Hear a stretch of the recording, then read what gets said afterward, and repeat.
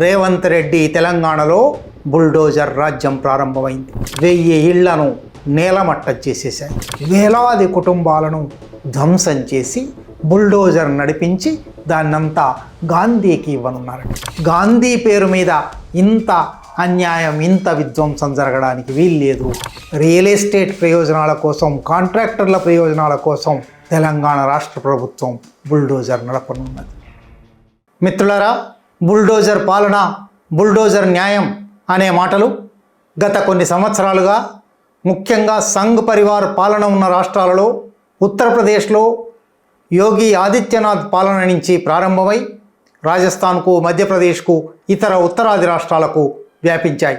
ఇప్పుడు ఆ బుల్డోజర్ పాలన, బుల్డోజర్ న్యాయం తెలంగాణలో కూడా ప్రవేశిస్తున్నట్టుంది. కాంగ్రెస్ పాలనలో ఉన్నప్పటికీ ఏ కాంగ్రెస్ అయితే 2024 ఎన్నికలలో సమానత్వం గురించి, అణగారిన వర్గాలకు వనరుల పంపిణీ గురించి మాట్లాడినందుకు స్వయంగా నరేంద్ర మోడీ చేత అర్బన్ మావోయిస్ట్ అని పిలువబడిందో ఆ కాంగ్రెస్ పాలనలో సమానత్వం ఇస్తామని, 6 గ్యారంటీలు ఇస్తామని, పేదల రాజ్యం ప్రజల రాజ్యం తెస్తామని చెబుతున్న రేవంత్ రెడ్డి తెలంగాణలో బుల్డోజర్ రాజ్యం ప్రారంభమైంది. వెలుగుమట్ల నుంచి గాంధీ సరోవర్ దాకా రాష్ట్రంలో అనేక చోట్ల బుల్డోజర్తో పాలన కొనసాగించడానికి హైదరాబాదులో హైడ్రా అనే ఒక చట్టబద్ధ సంస్థ ఏర్పాటైంది. రాష్ట్ర వ్యాప్తంగా అనేక కారణాలతో బుల్డోజర్లు సాగుతున్నాయి. తాజా ఉదంతాలే పరిశీలిద్దాం. మొట్టమొదటిది, విస్తరిస్తున్న ఖమ్మం నగరంలో భాగమైన వెలుగుమట్లలో డజన్ల కొద్దీ బుల్డోజర్లు వేలాది మంది పోలీసుల రక్షణలో ప్రవేశించి వెలుగుమట్లలో కనీసం 14 సంవత్సరాలుగా ఉన్న నవోదయ కాలనీ, వినోబా కాలనీ, ఆ కాలనీలో గుడిసెలు కావచ్చు, పక్కా భవనాలు కావచ్చు, 1 అంతస్తు 2 అంతస్తుల ఇళ్ళు కావచ్చు, మొత్తంగా 1000 ఇళ్లను నేలమట్టం చేసేశాయి. ఈ నేలమట్టం చేయడానికి కారణం ఏమిటి? సరిగ్గా ఉత్తరప్రదేశ్లో, రాజస్థాన్లో, మధ్యప్రదేశ్లో ఇటువంటి బుల్డోజర్ పాలన జరిగినప్పుడు వాళ్ళు ఇతర మతస్థులైతే, వాళ్ళు ఏదైనా నేరం చేశారని ఆరోపించబడి ఉంటే, వాళ్ళు భిన్నాభిప్రాయం కలిగిన వాళ్ళైతే యోగి ఆదిత్యనాథ్ బుల్డోజర్ నడిపించాడు. రేవంత్ రెడ్డి బుల్డోజర్ నడిపించడానికి కారణంగా చూపుతున్నది భూ ఆక్రమణ లేదా ప్రభుత్వ అనుమతులు లేకుండా ఆక్రమించిన భూములు అనే అనేక కారణాలు. ఇక్కడ రేవంత్ రెడ్డి బుల్డోజర్లు చెప్తున్న కారణం ప్రధానంగా ఆక్రమణ. వెలుగుమట్లలో కూడా భూదాన్ భూములలో ఈ 1000 కుటుంబాలు ఆక్రమించి గృహాలు నిర్మించుకున్నారు అని ప్రభుత్వ వాదన. ఇది ఎంత మాత్రమూ వాస్తవమైనది కాదు. ఆ వివరాల్లోకి వెళ్దాం. కానీ ఏ నోటీసులు లేకుండా, ఎటువంటి ముందస్తు హెచ్చరికలు లేకుండా, వాళ్ళు ఆ స్థలానికి వాస్తవమైన యజమానులు అవునా కాదా తేల్చుకోకుండా, వారికి ఏవైనా అనుమతి పత్రాలు ఉన్నాయో లేవో తెలియకుండా, చూడకుండా వారి మీదికి బుల్డోజర్లను పంపించడం, ఆ బుల్డోజర్లకు ప్రతిఘటిస్తారేమో అని వేలాది మంది పోలీసులను పంపించడం, ఆ విధ్వంసం సాగుతున్నప్పుడు కవర్ చేయడానికి వెళ్ళిన జర్నలిస్టులను 30 కిలోమీటర్ల దూరంలో, 40 కిలోమీటర్ల దూరంలో అడ్డుకొని వారితో అనుచితంగా ప్రవర్తించడం.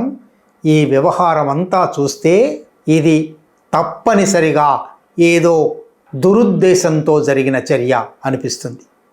సరే, ఉద్దేశాల సంగతి అలా ఉంచి, ఒక ఇల్లు కూలగొట్టడం అంటే ఆ ఇంట్లో 12 సంవత్సరాలుగా నివసిస్తున్న కుటుంబాలు ఉన్నాయి.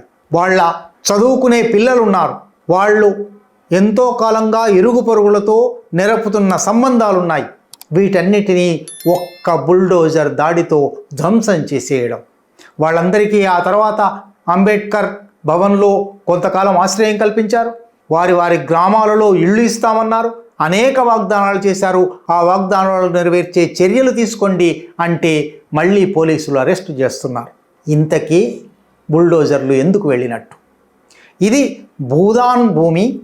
ఈ భూమిని ఈ వినోబా నగర్ నవోదయ కాలనీ వాసులు ఆక్రమించి ఇళ్ళు కట్టుకున్నారు అని ప్రభుత్వం అంటుంది. ఇప్పుడు బుల్డోజర్లతో తొలగించబడిన ఇళ్ల విస్తీర్ణం 31 ఎకరాలు. వాస్తవానికి 1954 రెవెన్యూ రికార్డుల ప్రకారం వెలుగుమట్ల గ్రామంలో ఆ గ్రామంలోని భూస్వామి 62 ఎకరాల 7 గుంటల భూమిని భూదానం చేశారు. ఈ వీడియో చూస్తున్న కొందరికైనా తెలిసే ఉంటుంది. 1951లో వినోబా భావే అప్పటి వరకు సాగుతున్న తెలంగాణ రైతాంగ సాయుధ పోరాటం భూమి సమస్య మీద సాగుతున్నది. దానివల్ల ఒక రక్తపాత విప్లవం జరుగుతూ ఉన్నది. కనుక దీన్ని ఆపడానికి రక్తరహిత విప్లవం తీసుకొస్తాను, వందలాది వేలాది ఎకరాల భూములున్న యజమానుల నుంచి దానంగా స్వీకరించి వాళ్లలో హృదయ పరివర్తన కలిగేలా చేసి వాళ్ళ నుంచి భూములు దానంగా స్వీకరించి అది భూమి లేని నిరుపేదలకు పంచే చర్యలు తీసుకుంటాను అని వినోబా భావే భూదాన యజ్ఞాన్ కార్యక్రమాన్ని ప్రారంభించారు.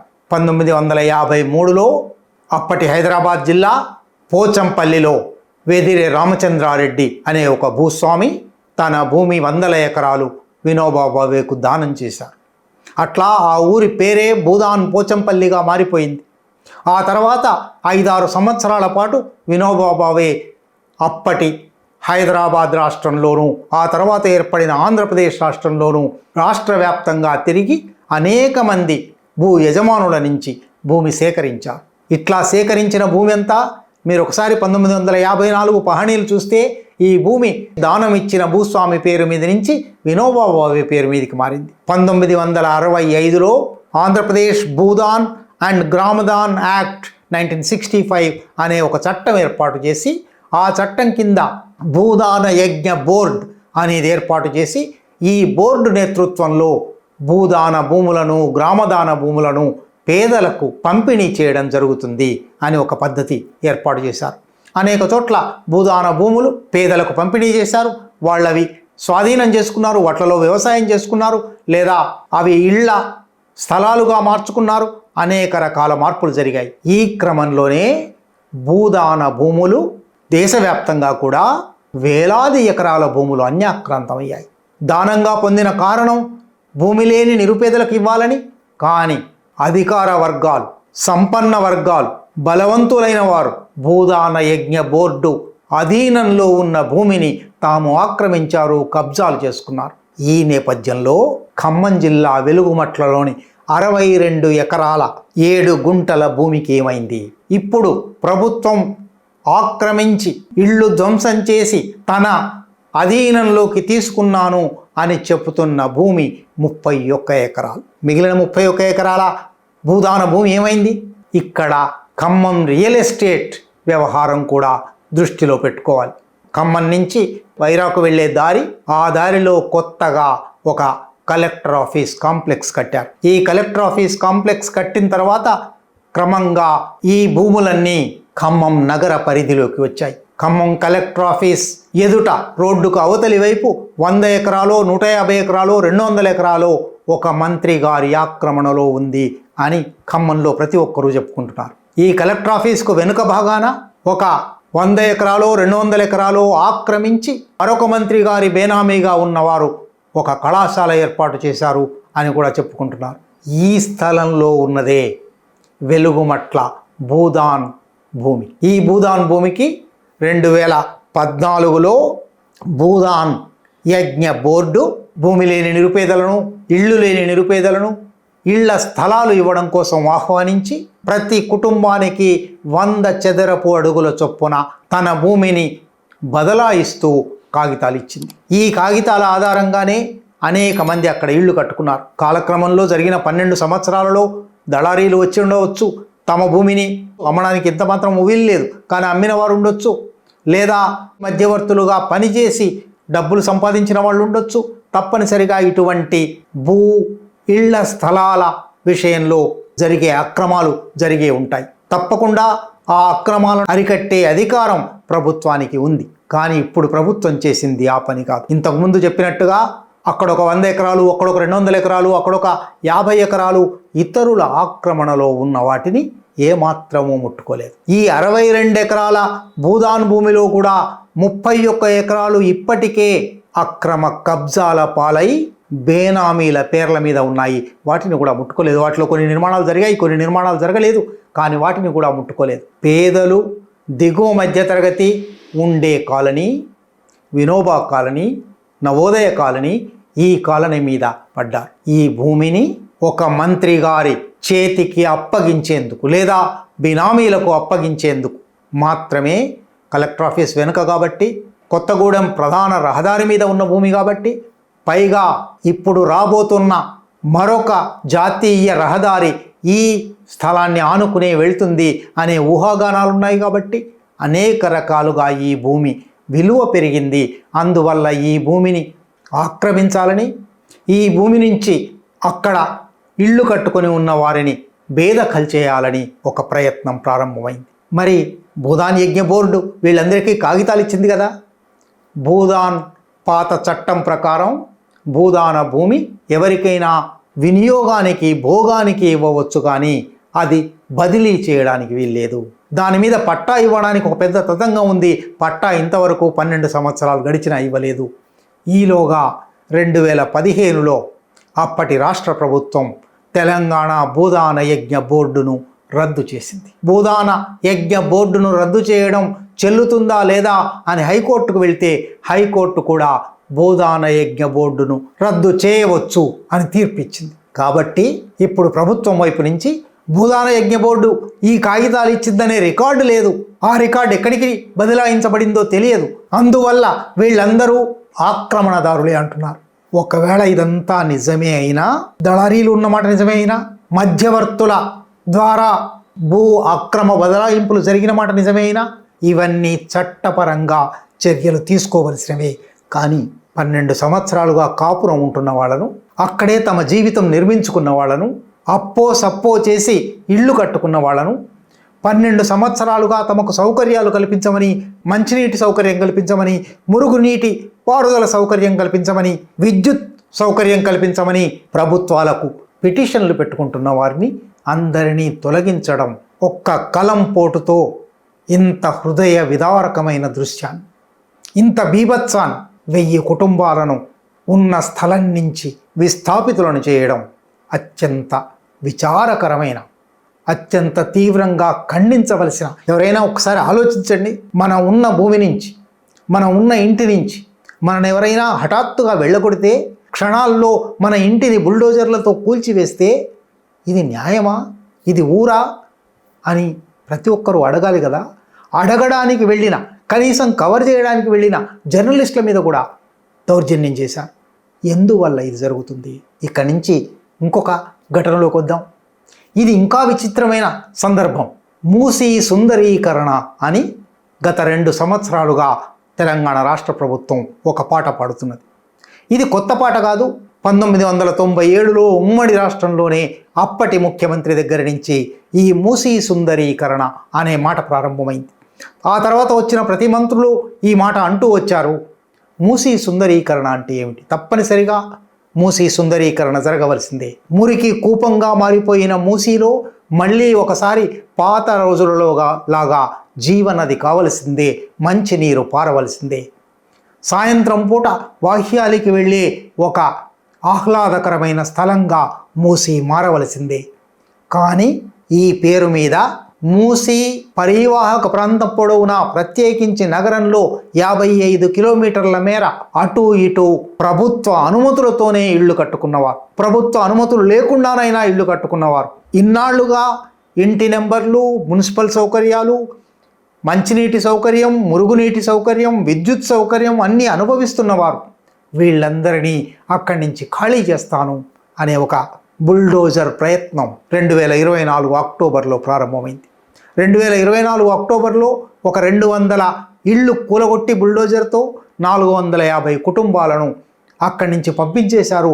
వాళ్లకు సౌకర్యాలు కల్పిస్తాము అని చేసిన వాగ్దానాలు ఇంతవరకు నెరవేరలేదు. ఇప్పుడు కొత్తగా మూసీ సుందరీకరణ పథకం, ఒకప్పుడు 58,000 కోట్ల రూపాయల పథకం అని పేరైనది, ఇప్పుడు 150,000 కోట్ల రూపాయలు అంటున్నారు. ఊరికినే కాంట్రాక్టర్ల కోసం, రియల్ ఎస్టేట్ వాళ్ళ కోసం ఈ అంకె పెరుగుతూ పోతూ ఉన్నది.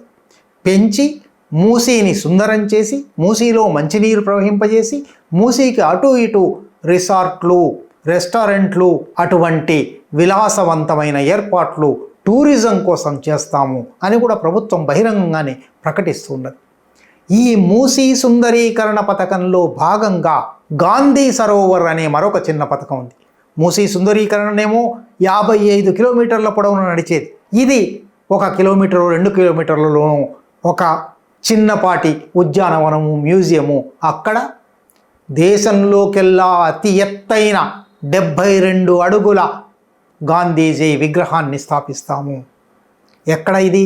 1948 జనవరి 30న గాంధీజీ హత్య జరిగిన తర్వాత, అంత్యక్రియలు జరిగిన తర్వాత ఫిబ్రవరి 12న ఆయన చితాభస్మం సేకరించి ఈ చితాభస్మం దేశంలోని అన్ని ప్రధాన నదుల్లో కలపాలి అనే ఒక నిర్ణయం తీసుకున్నప్పుడు ఈసీ మూసీ సంగమం దగ్గర, అంటే ఇప్పటి లంగర్ చౌక్ దగ్గర ఆ చితాభస్మాన్ని కలిపారు. అప్పుడే అక్కడ బాపు ఘాట్ అని ఏర్పాటు చేశారు. అది 68 ఎకరాల స్థలం. 68 ఎకరాలంటే చాలా విశాలమైన స్థలం. అక్కడే నిజానికి గాంధీకి సంబంధించిన స్మారక మ్యూజియం అయినా ఇతర ఏవైనా పనులు చేయవచ్చు. ఢిల్లీలో గాంధీ అంత్యక్రియలు జరిగిన చోట రాజ్ ఘాట్ అని నిర్మించారు. రాజ్ ఘాట్ విస్తీర్ణం 45 ఎకరాలు. అంతకన్నా ఎక్కువ బాపు ఘాట్లో ఉంది. కానీ అది కూడా సరిపోనట్టుగా ఇప్పుడు రేవంత్ రెడ్డి ప్రభుత్వం దాన్ని 220 ఎకరాల గాంధీ సరోవర్గా మార్చదలుచుకుంది. అక్కడే గాంధీ విగ్రహం వస్తుంది, చుట్టూ పార్కులు వస్తాయి, చుట్టూ అనేక విలాస సౌకర్యాలు వస్తాయి, మ్యూజియం వస్తుంది. దీనికోసం దిగువ మధ్య తరగతి గృహాలను, మూసీ తీరం వెంట ఉన్న అనేక బస్తీలలోని వేలాది కుటుంబాలను ధ్వంసం చేసి బుల్డోజర్ నడిపించి దాన్నంతా గాంధీకి ఇవ్వనున్నారట.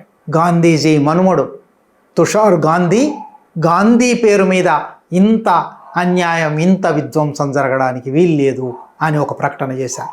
ఈ విధ్వంసం అంతా గాంధీ పేరు మీద జరగడమే మరింత శాంతి అహింసలకు ప్రతిరూపమని, చిహ్నమని చెప్పే గాంధీ సరోవర్ పేరు మీద రియల్ ఎస్టేట్ వ్యాపారులకు, కాంట్రాక్టర్లకు మేలు చేసే ఒక పథకం ఇది బుల్డోజర్ ద్వారా రాబోతున్నది. అంటే రియల్ ఎస్టేట్ ప్రయోజనాల కోసం, కాంట్రాక్టర్ల ప్రయోజనాల కోసం తెలంగాణ రాష్ట్ర ప్రభుత్వం బుల్డోజర్ నడపనున్నది. ఈ ఛానల్లో కంటెంట్ నచ్చితే సపోర్ట్ చేయండి. ఛానల్ నడవడానికి మీ సపోర్ట్ చాలా అవసరం.